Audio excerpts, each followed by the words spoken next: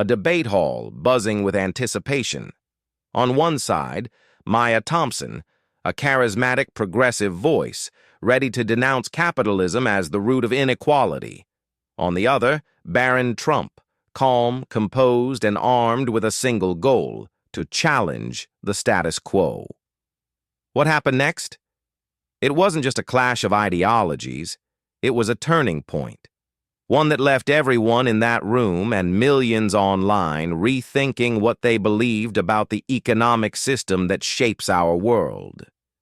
This is a story you don't want to miss. Welcome back to the channel. Today we're diving deep into one of the most talked about debates of the year, a debate that started as a simple campus event at Stanford University and ended up sparking a national conversation about capitalism, fairness, and the future of our economy. This wasn't just another political shouting match. It was a battle of ideas that made people stop and think. By the end, one moment, one question, went viral, leaving even the most ardent partisans questioning their beliefs. So what exactly happened in that room?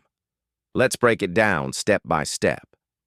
The Memorial Auditorium at Stanford University was packed. Students filled the seats, buzzing with excitement. On stage stood Maya Thompson, a student activist and rising progressive star. Known for her fiery rhetoric and sharp intellect, she came prepared to deliver a scathing critique of capitalism, armed with statistics, stories, and an impassioned plea for systemic change. Opposite her stood Barron Trump. At just 18, he had avoided the spotlight for most of his life, but tonight he stepped into it willingly, not as a political figure, but as a debater. Unlike Maya, he didn't come with grandstanding or fiery speeches. He came with facts, logic, and a quiet confidence that suggested he wasn't there to win over the loudest voices in the room. He was there to make them think. The debate began predictably. Maya started strong, painting capitalism as a system that rewarded the rich while exploiting the poor. She spoke passionately about rising income inequality, corporate greed, and the struggles of the working class. Her words resonated with the crowd, earning cheers and applause. Barron, however, didn't flinch. When it was his turn, he calmly acknowledged capitalism's flaws, but argued that it was the best system humanity had developed to create opportunity and drive progress. He pointed to historical examples of innovation, economic growth, and social mobility, achievements he attributed to the freedom capitalism provides. Then came the moment that would define the night. Maya had just finished an impassioned argument, claiming that capitalism inherently oppressed the working class and disproportionately benefited the wealthy. The crowd erupted in cheers. Barron waited for the applause to die down before asking one simple question.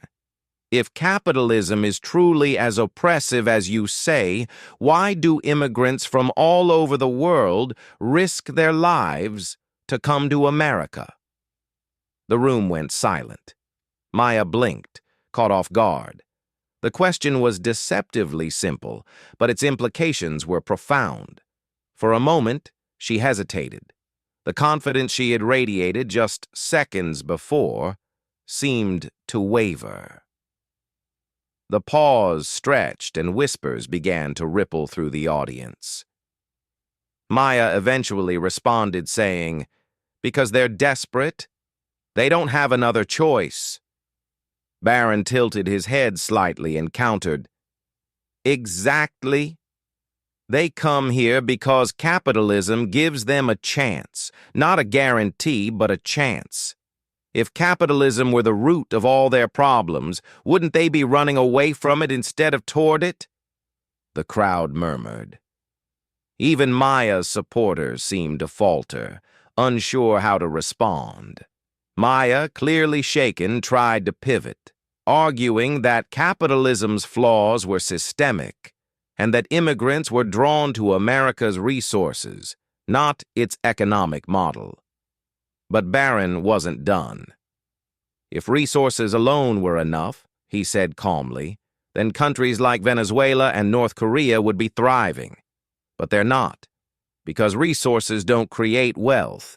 Innovation, freedom, and opportunity do. That's what capitalism provides. It was a mic drop moment. The energy in the room shifted. Maya's confidence, once unshakable, had been chipped away. She still had her supporters, but the undecided students, the ones who had come in with open minds, were starting to lean in Barron's direction. Desperate to regain control, Maya attacked the wealth gap, pointing out that CEOs in America make hundreds of times more than their employees. She argued that this level of inequality was immoral and unsustainable. Barron nodded, acknowledging her point. "You're right that inequality is a problem," he said, "but you're wrong about the solution. You think wealth redistribution fixes things. It doesn't. It drives businesses away, kills jobs, and hurts the very people you claim to fight for." The crowd was captivated. This wasn't just a debate. It was a masterclass in rhetoric and reasoning. Maya fired back, accusing Barron of defending greed and exploitation. But Barron remained calm. "I'm not defending greed," he said. "I'm defending opportunity. You don't fix a struggling worker's paycheck by tearing down the person who signs it. You fix it by creating more opportunities for everyone to succeed." The audience was silent, not because they were bored, but because they were thinking. Maya looked out at the crowd, scanning for support, but something had changed. The applause wasn't as loud. Even some of her staunchest supporters had stopped clapping. When the debate ended, the moderator thanked both speakers and dismissed the crowd. But the conversation was far from over. As students spilled out of the auditorium, clips of the debate were already making their way online. The moment Barron had asked his question about immigrants was going viral.